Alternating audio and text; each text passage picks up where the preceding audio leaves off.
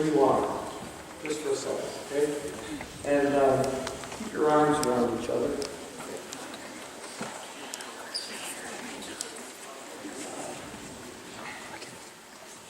Is everybody, everybody touching somebody?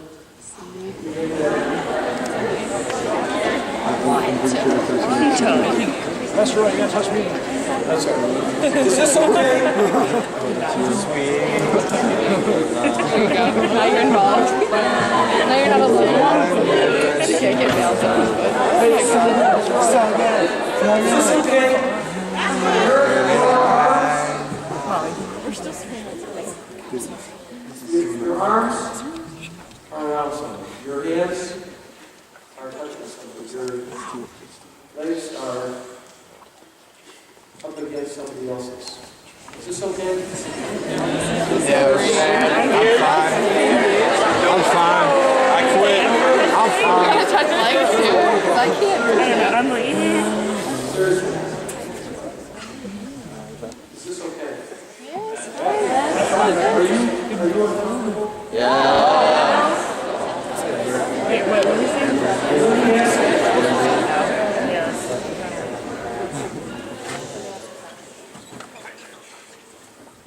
Some of the people that you have your arms around, some of the people that are touching you when you are touching, maybe on Monday you didn't know. You have no idea. You have no idea where they were last Tuesday. You don't know much of their history. You don't know if they've done something or been somewhere. You're being about as personal as people can get.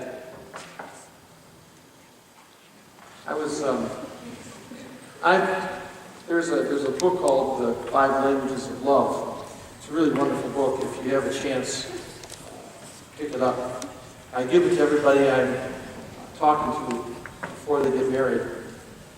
The basic premise of this guy, Chapman, is that we all have a particular way that we express love, our language, and a particular way that we hear love, that we get, and that we all have this bucket. And it's a bucket that, for us to be able to live and be really healthy and whole as human beings, this bucket needs to be filled up, and it's the love bucket. We can't actually live. We need food, and we need drink, and we need air, and we need love. And we have languages that we hear love in the best way, and we have languages we speak love in the best way. Quality time and gifts and deeds of service. My particular language of love is physical touch. If I'm having a bad day, if somebody comes up and puts their arm around me, that's what fills my bucket up. I'm inclined, if someone's having a hard day, to walk up to them and put my arms around them. That's my language, my primary language. I've always been that way, and I remember someone warning me.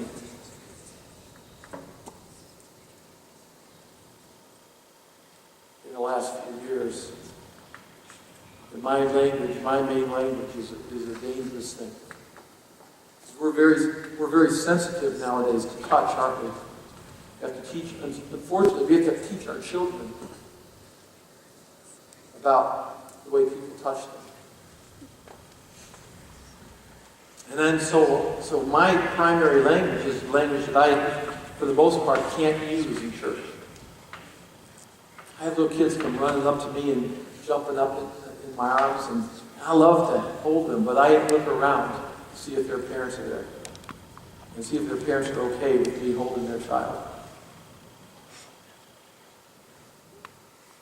God had this great idea. He gave us bodies. Yeah, great bodies. We got small bodies, and we got big bodies, and we got wide bodies, and we got narrow bodies. We got tall bodies, and we got short bodies. We all got bodies. We got arms, we got legs, and we got feet, and we got eyes, and we got noses, we got mouths, we got lips. I love that part.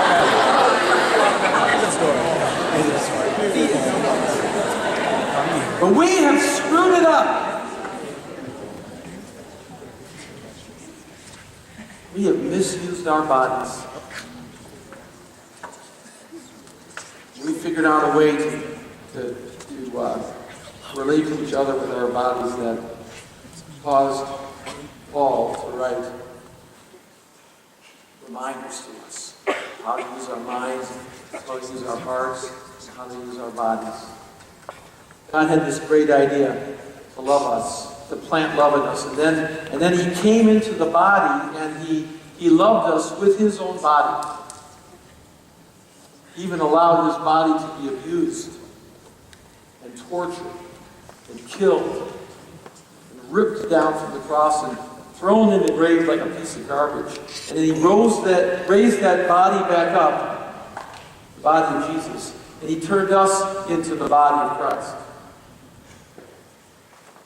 So be careful how you use your body. Be careful how you use your body so it communicates the love of God. Tonight, we're going to talk about whatever is pure.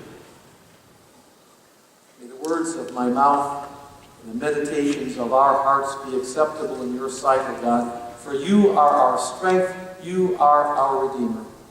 Amen. Amen.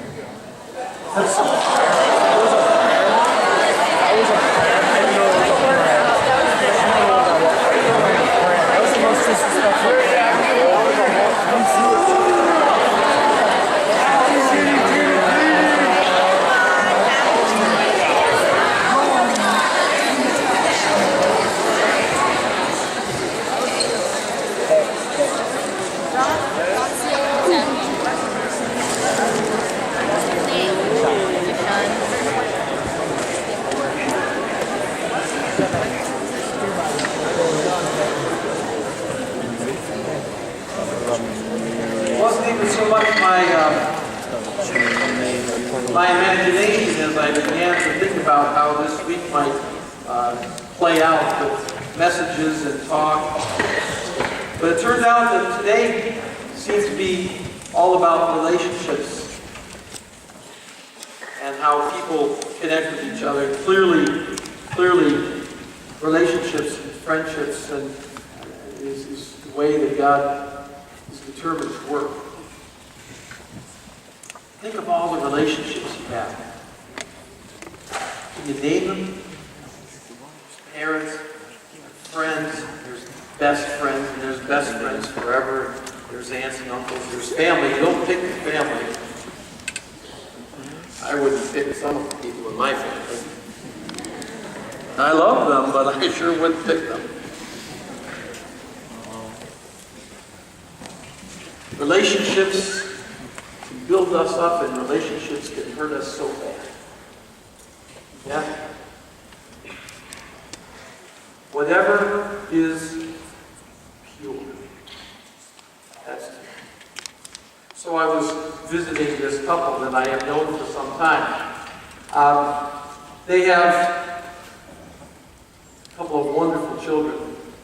And they're active in sports, and they're involved in the church, and there was a problem. I didn't know what it was, but the husband called me up and asked me to come by. He didn't tell me what was going on, but he said, "Would you come see us?" And I went, "Okay." And I could tell by the tone of his voice that there was something going on, but no hint. And so I got to their house, and just as I got there, they said, there was a babysitter with a couple of kids, and the wife said, "We thought it would be best if the kids went out with the babysitter." I thought, that's not a good sign. She's a very active lady. She runs 3 times a week. And she's the kind of person that always strikes me to be always smiling. She's always bright. There's always sort of this air of joy about her. Not that night. There was no smile on her face, and there was no brightness in her countenance. "Go ahead," she said. "You tell him."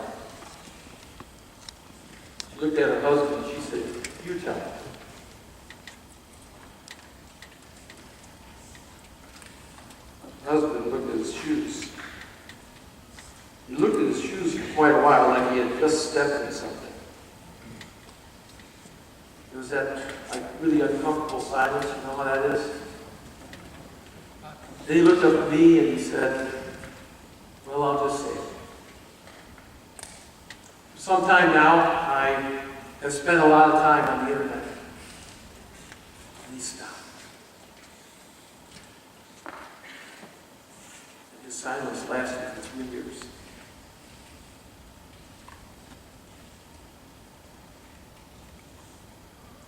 With pornography. Sure enough, he had stepped in something and it really was smelling. And after that long silence, we began to talk. She was furious. She was hurt and she was humiliated and she was embarrassed that we had to have that conversation, as you see. She felt like something had been stolen from her. She felt like something had been taken from them. She said, when he looks at me, I don't know who he's seeing. I don't know if he's thinking about me or if he's thinking about someone else. And then she said, and every time he looks at me, I feel like I need to take a shower.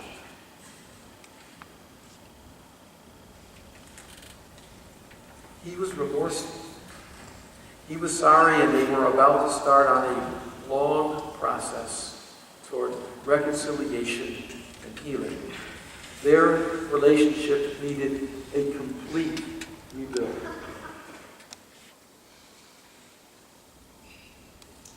He said, I didn't think it was any big deal. It was just pictures and it was stories when I started, but I got hooked. And it seemed like the stuff that was online was more real and more exciting than what we had every day. Talk about the inception of an idea. Pornography has the power to take over a person's life. Remember what Pastor James said this morning? All the bodies are airbrushed. These are not real. This couple's life was nearly wrecked. And at first, he didn't get it. It was just something he did. No big deal. See, he said that, at first it was just this fantasy. It was just pictures. But it wasn't. It wasn't just pictures.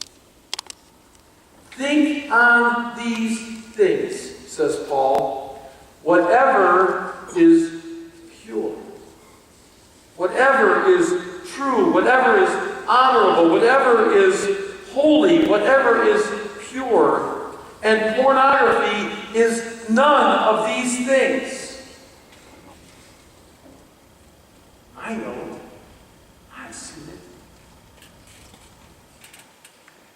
It starts with a look. And then a second glance. And a curious checkout of this page. It has the power to just pull you in. And you end up being more like a fish than a human being. The fish sees this sparkling thing wiggling through the water, yeah?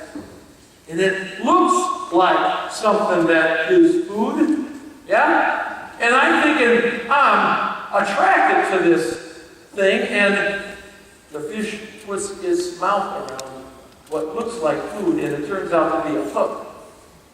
And pretty soon it's got no water and all air.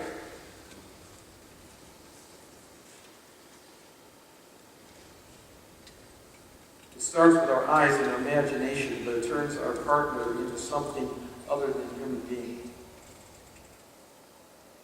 It turns men and women into the objects of our lust.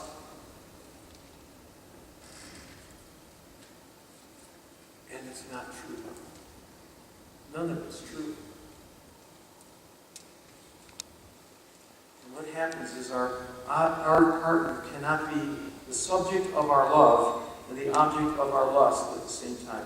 It's like Jane said today, there's two trains running, and you can only be on one. Lust or love. So things get broken. We get broken and we get twisted. And so what this man was thinking on, what he was fantasizing about, his brain was going through, and what the filters were in his head, and when he looked at it, had put ice cubes on his heart and disconnected him from his wife. And she was right. He didn't see her. And it isn't just him. When pornography becomes our filter, we neither see nor appreciate the one that we say we love. And it can wreck us. They say it's a victimless crime. It's not victimless. Relationships die and they need to be resurrected. Aren't you glad that God sent a resurrection? Do you believe that God can make dead things alive? Yes. Thank God. Back to A Knight's Tale. Jocelyn, remember Jocelyn? Jocelyn had figured out the difference between Adamar and William, who she called Ulrich. She didn't even know anything about the one that she was attracted to. But she figured out the difference, that Adamar was all about the trophy, and she wanted William to win her heart. So Adamar and William talked to each other about Jocelyn.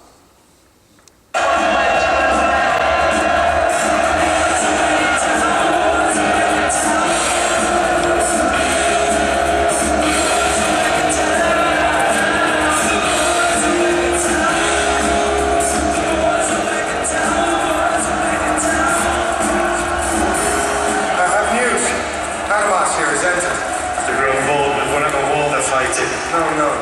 The Black Prince commanded.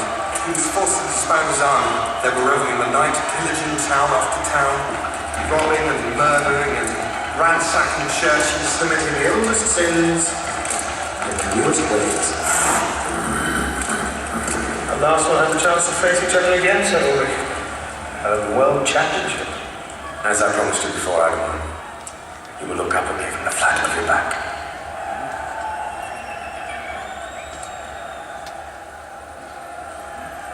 Let the past die. You've done well in my absence. On the field and off, so I'm told. Winning trophies, horses, women. You put them in that order? Generally, a few exceptions.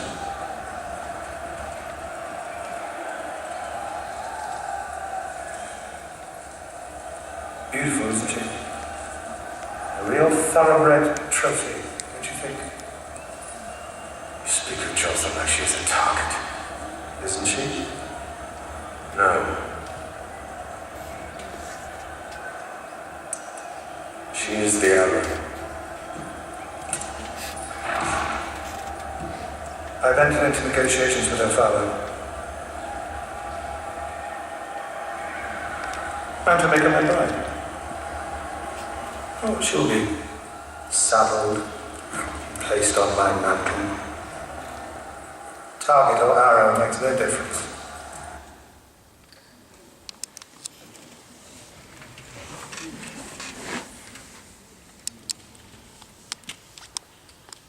So ladies, who would you want to break your heart? Heath Ledger. What'd you say the differences between Adamar and William? The way they saw Jocelyn. Adamar, the trophy. Thing. An object. William, the arrow, not the target. Object, a thing, subject a person. One of my favorite translations in the New Testament is a small little verse that people usually skip right over and go to another thing. But in the letter to the Ephesians, Paul says, be subject to one another. Be subject to one another out of reverence for Christ. Don't be objects to one another. Be subjects to one another. Think on these kinds of things. Whatever is pure. When you look at each other, think on this. Paul uses a word here, hagnos. Everybody say hagnos. Your Greek lesson for the evening, hagnos. It's translated pure, but it could be translated holy. Whatever is pure, whatever is holy. Pure here isn't a rigid morality that doesn't allow us to breathe. Pure here is not small. Pure here is not limited. Pure here implies something not only that is of use to God, but that is in use by God. Pure means holy. Means connected with God, connected in God, connected by God. Think on things that are made clean because God is involved with these things. Pure things, pure people, pure is holy because God is present. These things, these people that are holy to us can be put up on the altar as an offering to God. Imagine your relationships with other people as places where God is at present and at action. Imagine people and relationships where God is dwelling. What would that be? Wouldn't it be pure? Wouldn't it be holy? When I look at you, and I can't see past about the second row, but when I look at you, and you, particularly you, the sentences and the ideas that are inside my head filter and interpret what I see. When I look at you,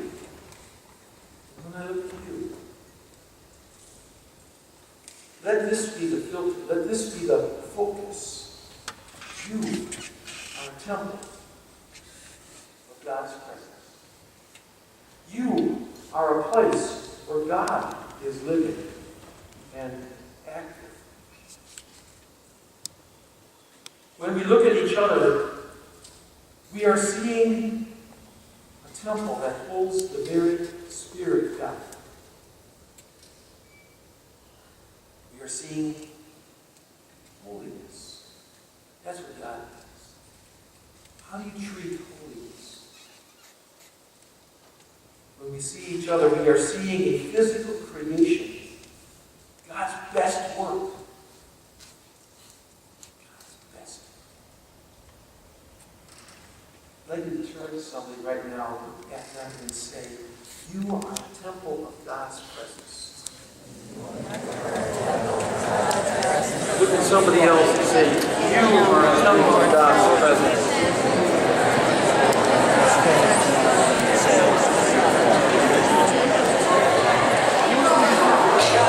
It's a holy moment.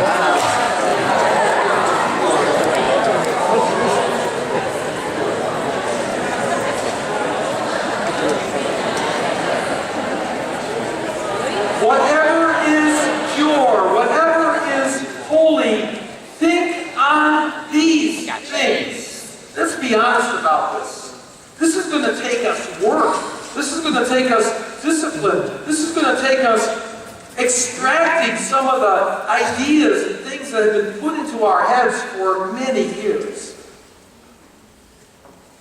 Because you see, our culture and our media sexualizes everything. Have you noticed? Like right before Memorial Day, I was I was up visiting my parents who live in Forest Park, which is a suburb just straight west of downtown Chicago. I was visiting them and I was on my way home and I was driving down Interstate 55 before you get to 294. And I'm driving along and I saw this billboard. And you know, I really work hard at not looking at billboards. I really do. I don't like billboards anywhere, but billboards are built to capture the side of your vision, your peripheral vision, and then pulls the rest of your vision over. This one said, "Your wife is hot. Better get your AC fixed." I love that.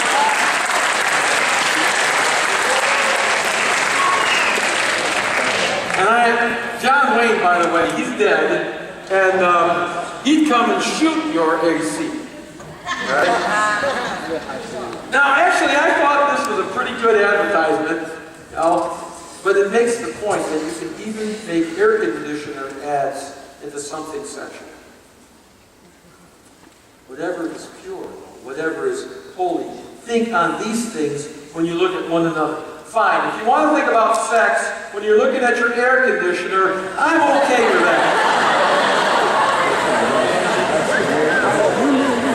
Because there is nothing you can do to unmake that air conditioner from being an object in your life. But I wouldn't advise getting intimate.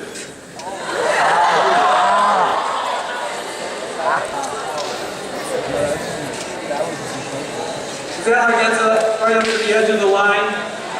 Yeah. I'm not going any further with that yet. I had a very good friend of mine in college. He was a roommate. I realized I had his name written down in my notes, and I realized, you know, they're videotaping these things and putting them out on the web, so I am not going to use his name. We'll call him Adamar. Adamar was my roommate, and he was creative and he was talented. And he had a way within his imagination. Adamar could turn anything that someone said into a sexual innuendo. He was really good at it. That's always fun. He could take everything and turn it to something impure. And Adamar made us laugh. Oh my, did we laugh. Because he made us uncomfortable. And we laughed because there wasn't anything else we could do. But we were guys hanging out together, and Adamar was entertaining us. And you know how guys can be. Yeah. Very often, we're just a little bit below the snake that you'd like to step on. Like right underneath that. Everybody said that Adamar was funny, and everybody agreed that Adamar was gross. He was gross past where any of us wanted to be gross, so we let him do it on our behalf. And we said it was no big deal. We said it was just fine, whatever. But I will never forget my wedding day.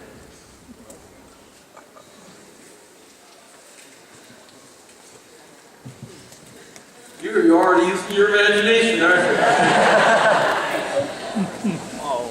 My family and my friends, Terry's family and her friends, our mutual friends, we were all together. It was a great, great day.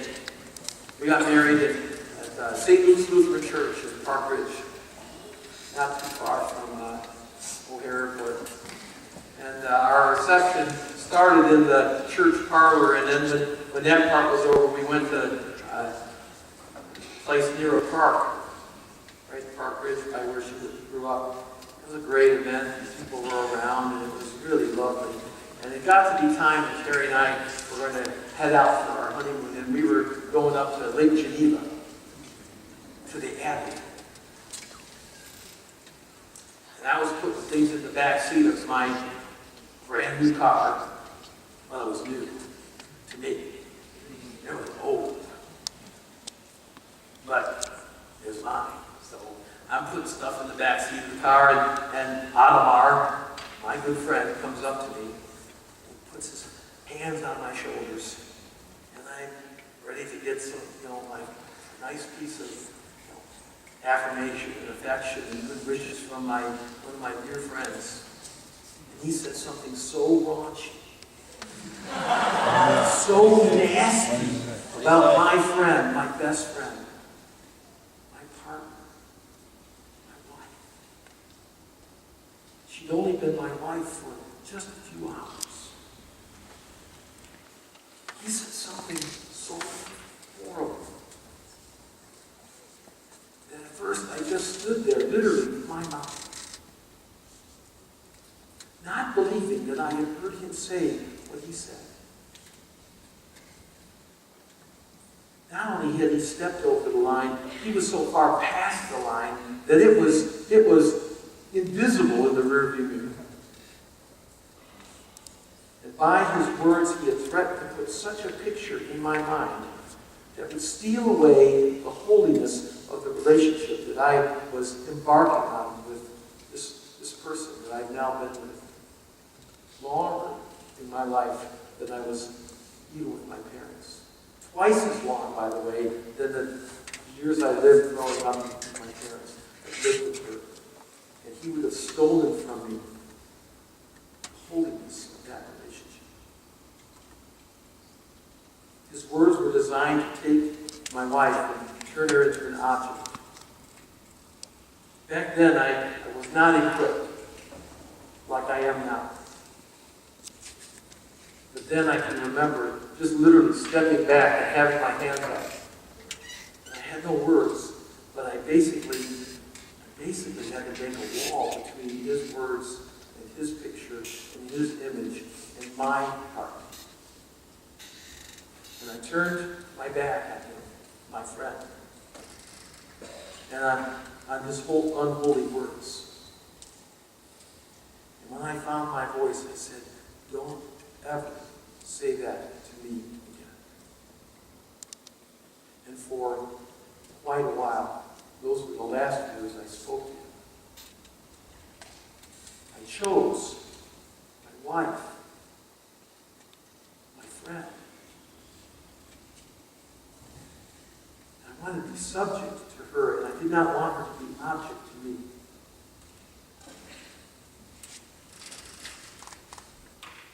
So let us think on these things. Whatever is pure, holy.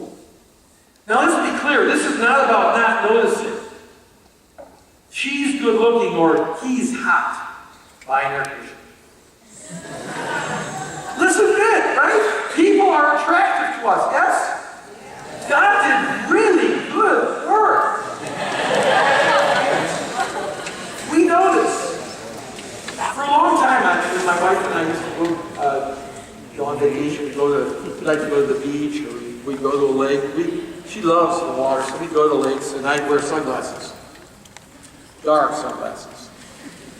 You know why, right? Because then you can look and she doesn't know.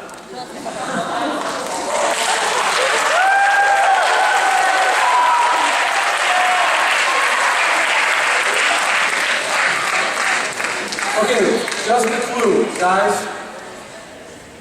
She knows. But while you're looking over here, she's looking over here. And she's having way more fun than you. Because she's looking at you going, this guy is like dumb as a rock.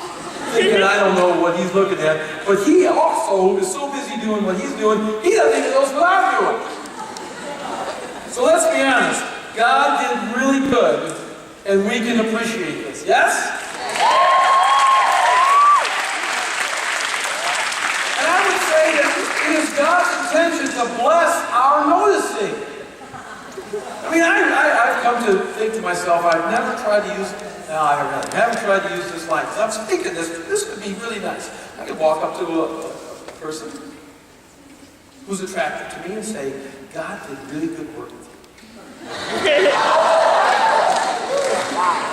I that without sunglasses on.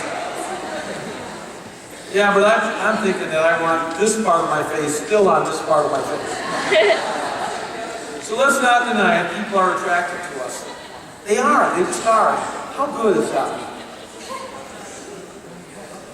But the question isn't whether people are attracted to us. The question is, are they holy to us? Because I believe that people can be both attractive and holy. But this is where the discipline comes. That when we see other people, can we say inside ourselves, this is a temple that God is living in? Or will we see them just as objects, as air conditioners? Whatever is pure, whatever is holy, think on these things. When you look at one another, think on these things. Whatever is pure, whatever is holy. When you are speaking to one another, think on these things. Whatever is pure, whatever is holy. When you are imagining another person and the relationship that you are in with them, think on these things. Whatever is holy. Can you imagine your relationships as something that you can offer up to God as part of your worship, the worship of your life? Think on these things. Whatever is holy. Can you think of the guy, the girl, the man, the woman that you are seeing in front of you, and can you imagine them? Can you picture them as a vessel holding the presence of God? Think of these things. Whatever is holy. Can you even think of yourself this way? Because I believe this is where it starts. It doesn't start with them, her, him. It starts with you. Can you look at yourself in the mirror and say, you are a temple holding the presence of God? So everybody, hold up a mirror in front of yourself. Nice mirror, huh? Now say this will be fun. I do this sometimes when I want to laugh. My, you're looking good today. Yeah, it's really funny in the morning. God did really good when He made you. At this point, my wife is saying, who are you talking to in there? Why, I'm talking to myself, honey.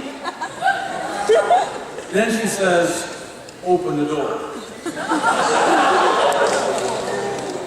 And I say, be right back.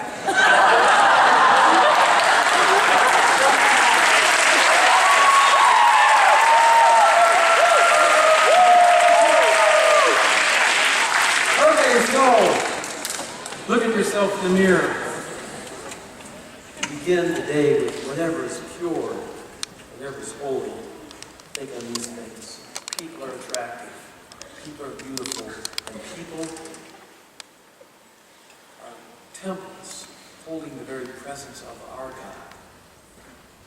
Whatever is pure, whatever is holy, whatever is pure, whatever is holy.